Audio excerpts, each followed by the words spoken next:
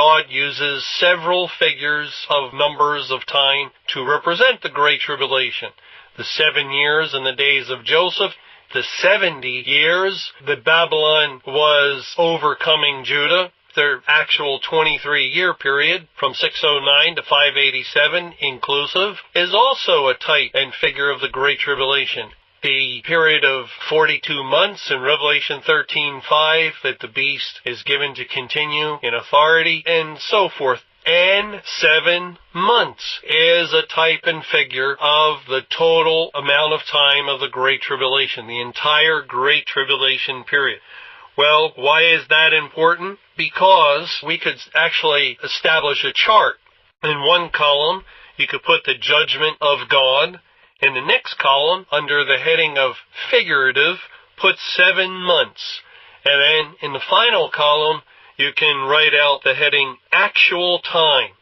And so, under the judgment of God, we have judgment beginning at the house of God, the judgment on the churches. Figuratively, typified by 7 months, as 1 Samuel 6:1 indicates. The actual time working out to 23 years or 8,400 days. Then in the next line, you can put judgment on this world. Then the figurative column, put 5 months. And then in actual time, put 1,600 days. So we have these 3 columns, judgment of God, and then figurative, and then actual. And we see that under the judgment on the churches, 7 months, which actual time was 8,400 days. Then the next row, judgment on the world, figurative 5 months, actual time 1,600 days. And then we total these columns. And you will have figuratively, when we combine the 7 months of the Great Tribulation, because that is when judgment began.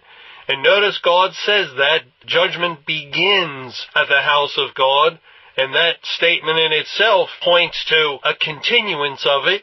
So judgment begins, and the figurative time is 7 months, but then judgment transitions to the world, and the figurative time is 5 months. So the total of that picture, that type and figure, is 12 months. If you take 7 months that the churches were typified as being under the wrath of God, and 5 months the world typified as being under the wrath of God, you get a total of 12 months.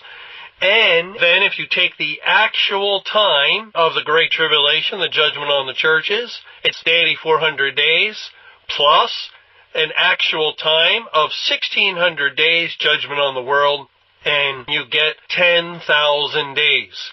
And we see that the figures of 7 months is completed by the figure of 5 months, totaling 1 year.